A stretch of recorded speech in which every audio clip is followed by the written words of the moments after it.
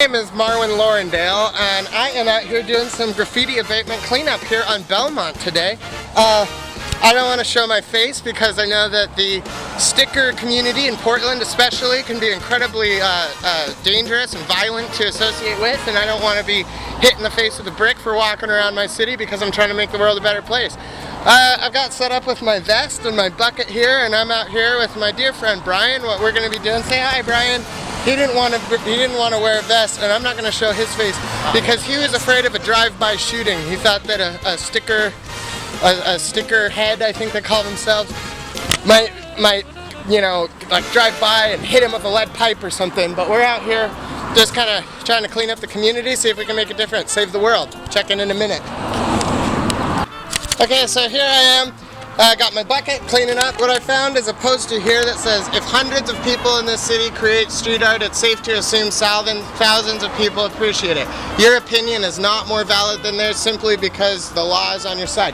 I'm going to really have to disagree with that because obviously there's a law for a reason, and if there's a law and I agree with it, obviously I'm right. Idiots. Nice try. Good point. See, and from what I've seen, pretty much at the base of every sign there's these sticker scraps. That doesn't really matter too much. As long as we get them off the poles, we want a clean community from 6 inches up, if you think about it. Because you look around, there's a lot of cigarette butts and papers and stuff. They just go into the gutter, they wash away, it's not a problem. But the things that are stuck to the poles, those are an issue. Unless they're kind of festive, like this. I like that. Alright, so Brian is over here. That's not his real name, and as I said, he didn't want to wear a vest because he's afraid of being targeted, but he's got a few things. What do you think? What do you think about this over here, Brian? Now, this is a damn shame. I shouldn't be swearing loudly in public. This is a darn shame, don't you think, that looking at this thing, this is obviously like a paste that somebody put, and then another person drew a face. It almost looks like the well-known vandal Paul Hain. He documents a lot of street art, which is unfortunate because that actually encourages people to do that sort of thing. Then another person came through and gave it this sort of hair, and maybe they outlined it or maybe another. So there's 4 people that have created this picture, strangers in the community that have come together. What do you think about that? It's too bad that we can't clean this off because it's private property, don't you think? Yeah. Ryan? I agree. Ryan. Yeah. But, you know, what is it? Here, wait, hold on. See, this is just litter. It says, clean signs equal blank canvases. Thank you for your time. You should probably leave that there. Maybe I should leave that. That might be official. Yeah, my wife Mallory is right. I'm gonna leave that there. Actually, I don't want to display too much bias here, but I like the 4 stickers that are on this pole, and I think that's official. So I'm gonna make sure the guy in the vest is making a call. I'm leaving that. Here is pretty clear indicator. I'm at liberty to clean the telephone poles, but since these are all ads and stuff, I think I'm gonna take some of these down that are expired so that new ones can go up that are more relevant. I thought, should I take this down here? And if you can see it clearly said, well, initially it says stop, which immediately got my attention. And then I said, well, I want to take this down because it looks like, I don't know what it is, which makes me feel intimidated, so I wanted to destroy it. But then it says, nope, like, don't touch it, okay? And as you see here, I got my bucket, but I move over here, somebody could trip on this, and since there's a tree, they could trip on this, they could kind of bounce off of the tree, right? And then, let's just show you what they would see. They would tumble to the ground like this, and probably keep rolling until maybe they caught their teeth on a curb, or it only takes 5 pounds of pressure on your temple to kill you. So this horse, although it looks like just a child's toy, has turned into a deadly weapon. Let's move on. Okay, missing cat. Missing cat is different because if you look at all of these, this one here is for a rock and roll show at the East End. These are all professionally made by poster makers. They were printed by people and they were put up by people who were paid to do it. This missing cat thing, this could be street art. As you can see, is obviously drawn by hand. These all have a font kind of thing. These are made on a computer, which makes it easier for me, you know, to think that that's okay, even though here we have somebody with a chainsaw that looks like a man's member between what I think is a child and a scary man. But this missing cat, they didn't have a right to do that. That's illegal. So I'm actually going to remove that and leave the other things because in my mind they seem more valid. It's Marcus Lorenzo here, and I'm out here with a citizen who saw me cleaning a sign. We were talking about it, and he said, I said, I don't know, I don't really have a hard time with the half of these stickers on there that aren't advertisements. The advertisements, I think that an advertisement should be paid for and they shouldn't necessarily take a public space for free. How do you feel about that? How do you feel about the ones that are hand-drawn, handmade, hand-cut out? Those are my favorite. You like those? I do like Yeah, them. definitely. That's character. I see one up there, and I won't get your face in here because people who put stickers on things, no doubt, are criminals. And if they saw your face, they're probably really violent. Being criminals, they might come to your house and like break your windows or something like that. Do you feel like that's accurate? No. So do you think that the people out here putting stickers on things are probably just kids that want to express themselves and maybe add a little bit of color? The best part of this community. Yeah, you bet. The best part of this community is stickers on signs. It's stickers, that's my favorite part. Yeah, all the banners on the... Yeah, well, and over there I see a picture of a, excuse me, Mallory. Over there, I don't think we can see it, but I'll show it in a minute. There's a picture of a telephone pole that was made and screwed to that telephone pole. Kind of as like this weird meta thing. That's cool. Is it? I see that and I see senseless vandalism. Why would you put a picture of a telephone pole on a telephone pole? It doesn't make any sense to me, does it? That's the fun part. That's the fun part. But I'm gonna continue to get all of the advertisements off of this sign, but I think I'm gonna leave the ones I like. As a citizen of this city, do you feel like it's appropriate for me to leave the ones that are interesting and not trying to sell me something? Absolutely. Thank you for your time, sir. You bet. Here we have what's called, this is called a wheat sticker. A wheat sticker is a sticker that they make on, I think it's, I don't know, wheat, or there's something that they do, I don't know.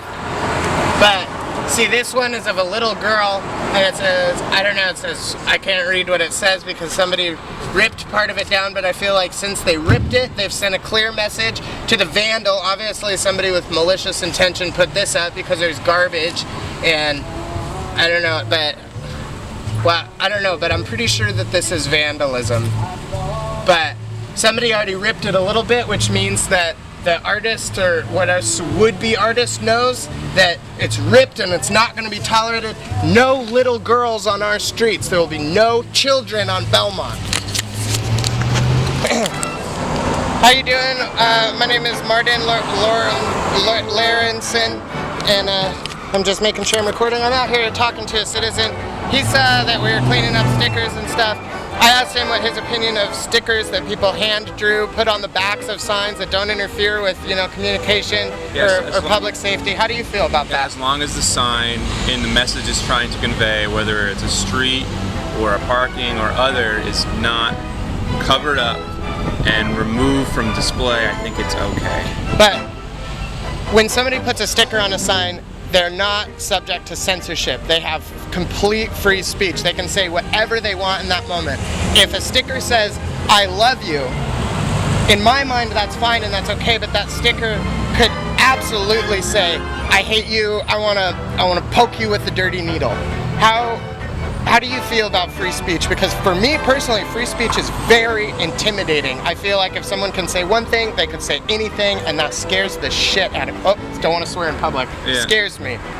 Well, I think when you start limiting speech, you have to understand the environment.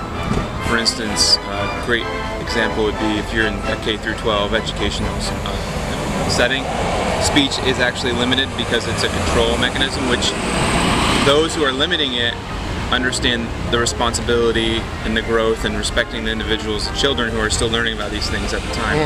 Concerning public art, I think the current precedent is if the object in question where the art is being put onto, whether it's a sticker or other, if it's considered public property, and if it is considered public property, then technically speaking, it's for everyone. It is for everyone. So it's a very difficult line, because once you say no, you can't do it on public property in a responsible manner, and you're not inhibiting the public property in the way in which it's supposed to be working, I think it's a slippery slope. I see what you're saying. So it comes down to self-regulation. People are going to say things that are potentially violent or hurtful to other people, but you're saying that... But the act of doing that allows someone to respond in communication, thus free speech. For exactly, instance, so it's an open dialogue. Yeah, so if you put a sticker up that said, I hate pavement, or whatever, someone could put another sticker or a drawing or something right next to it and say,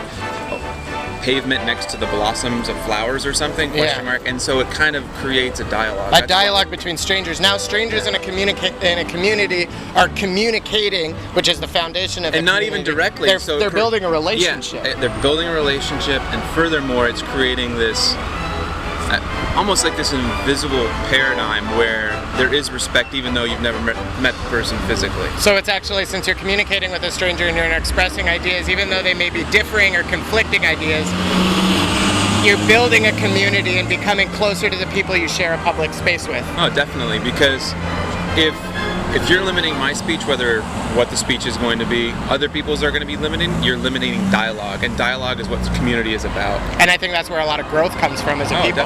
Definitely. I'm glad we had this conversation. Yeah, Thank you for your time, sir. Yeah. I'm gonna continue. I don't have the heart to remove the art from these streets because I'm using my personal discretion, and I don't have a problem with it, and I actually think it makes this world a better and more interesting place. But I'm gonna go remove the advertisements because I feel like if you're trying to sell something, you should have to pay for it. Well, advertising's different.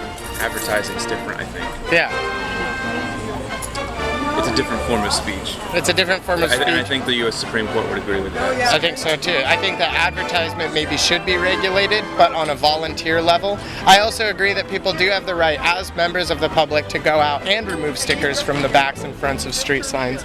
That's their right, but I also believe in the equal right for people to go out and put stickers on signs if they feel like that's appropriate or that's something they want to do.